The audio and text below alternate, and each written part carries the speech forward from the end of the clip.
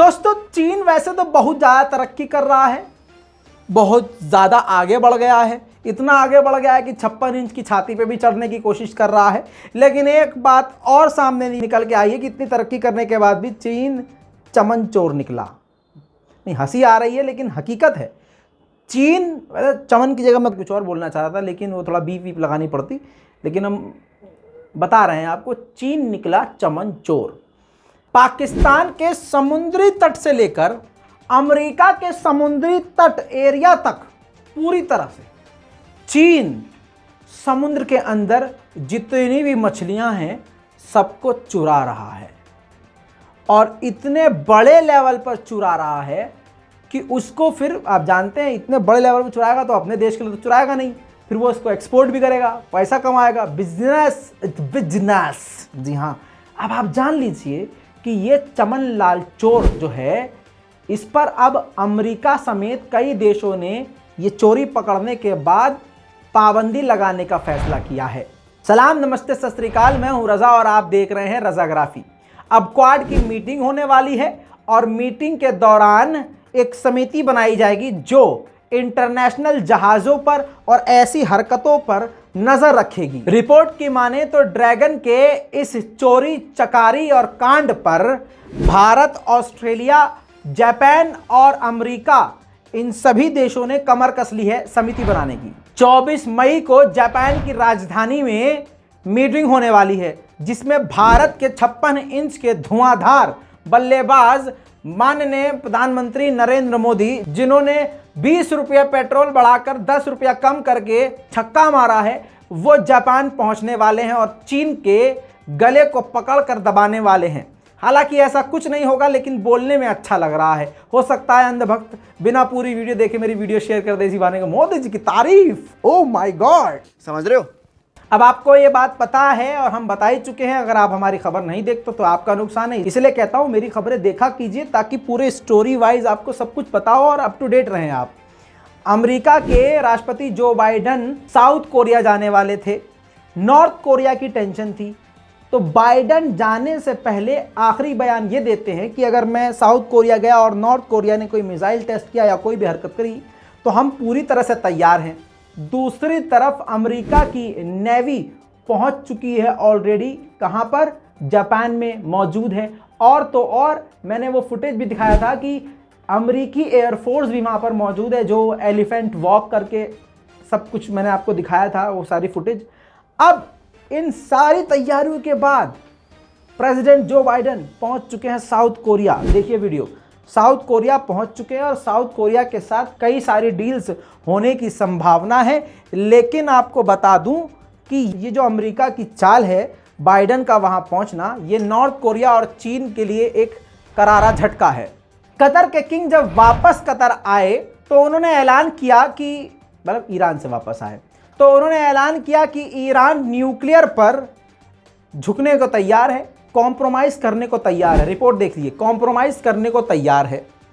लेकिन जैसे ही इनका बयान मीडिया में आया, ईरान ने पलट कर एक रिपोर्ट जारी करी और मुकर गया। ईरान ने कहा नहीं, हम नहीं, नहीं, हम झुकेंगे नहीं, हम कोई कॉम्प्रोमाइज़ करेंगे नहीं। अब जनता परेशान है कि इनकी माने कि इनकी माने। खैर, वक्त बताएगा। ओमान के लिए ईरान ने पहले से गैस बंद कर दी थी। अब ईरान के जो ऑयल मिनिस्टर हैं वो ओमान पहुंचे और ओमान पहुंचते ही ये बात क्लियर हो गई है कि ओमान के लिए अब ईरान गैस चालू कर देगा। अब आप जानते हैं कि चीन के आसपास ताइवान है। अब उस इलाके में अमेरिका अपनी मजबूती बढ़ाने के लिए फिर से उंगली कर रहा है। अब ताइवान को लेकर अमेरिका ने बयान जारी किया है कि ताइवान के साथ हम अपने रिश्ते मजबूत करेंगे और तो और बिजनेस बढ़ाएंगे। इससे जाहिर सी बात है चीन भड़केगा ही।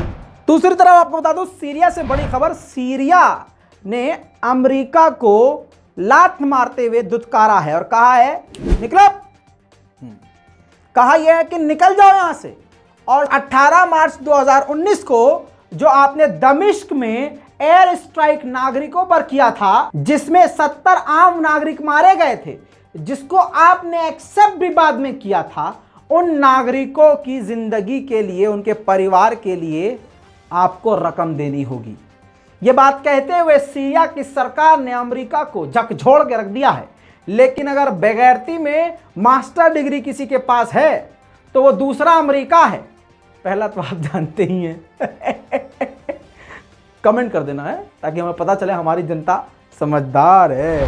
दोस्तों, आपको बता दूं कि रजब तैयब एर्दोगान ने सीरिया में ही प्लान किया था सीरिया के लिए कि सीरिया से जो लोग भाग रहे हैं, हम 1 मिलियन लोगों के लिए सीरिया की ज़मीन पर सेफ जोन बनाएंगे जहां पर किसी भी तरह का कोई भी देश हमला नहीं करेगा, और उस सेफ जोन में हम सीरिया के लोगों के लिए पनाहगाह बनाएंगे, घर बनाएंगे, वहां उन लोगों को बसाएंगे।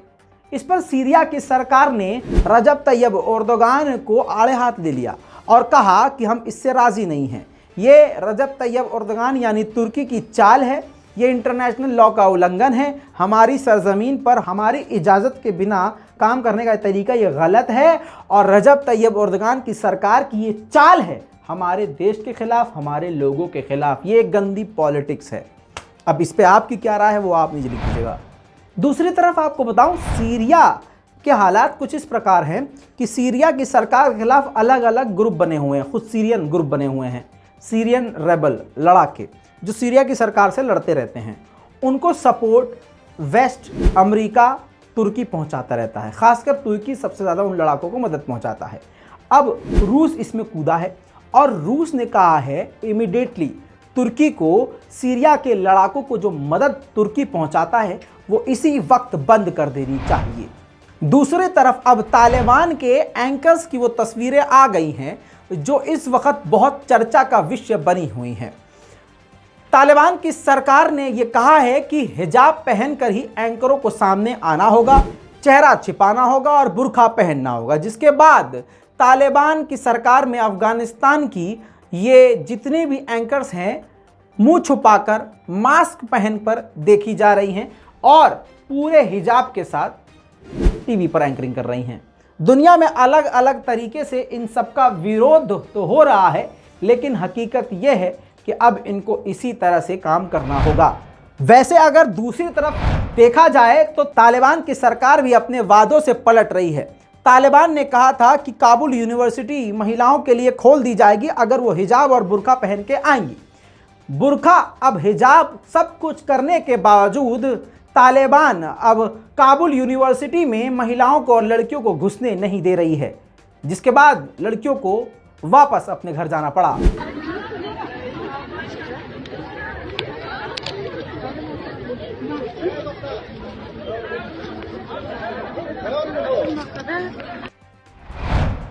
अल्जीरिया के बारे में मैंने आपको बताया था। अल्जीरिया मेरे लिए बहुत बेहतरीन है। मैं अल्जीरिया की कंट्री से और सरकार से बड़ा खुश हूँ, क्योंकि अल्जीरिया दुनिया का दूसरा एक ऐसा कंट्री है जिसने इजराइल के खिलाफ खुल्लम खुल्ला कानून बना दिया है।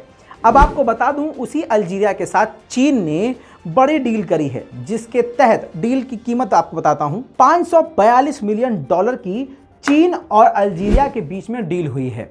इस डील के तहत चाइना अल्जीरिया में पेट्रोकेमिकल प्लांट लगाएगा, जिससे अल्जीरिया और चीन दोनों का फायदा होगा।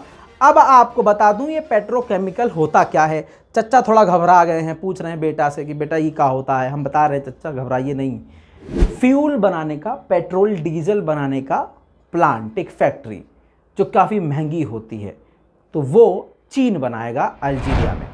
आर्मीनिया और अज़रबैजान, अब आपको अच्छे से समझ में आ गया होगा, वही आर्मीनिया जो कुत्ते की तरह हारा था, वही आर्मीनिया जिसे अंधभक्तों ने अपना बाप बना लिया था, वही आर्मीनिया जिसके पास तगड़े हथियार मौजूद थे, वही आर्मीनिया जिसको फौरन पूजना शुरू कर दिया था अंधभक्तों ने कि अज़रबैजान को हराएगा। लेकिन हुआ क्या, वो आपने देखा। इतिहास मिटते मिटते बेचारे का रह गया।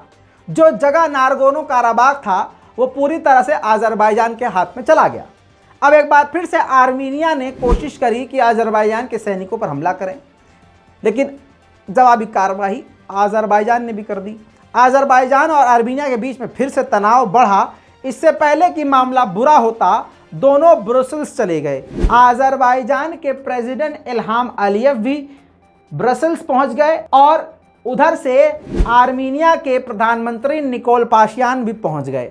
दोनों ने शांति के लिए अब वहां बातचीत करी है, और यानी कहिए इसको थूक के चाटना, ये आर्मीनिया कितना थूक के, मतलब चलिए ठीक है, अंधभक्तों के बाप ऐसे ही होते हैं, हमेशा थूक के चाटते हैं, सावरकर हो, गोडसे हो, चाहे कोई भी हो। चलिए देख लिए ये वीडियो भी।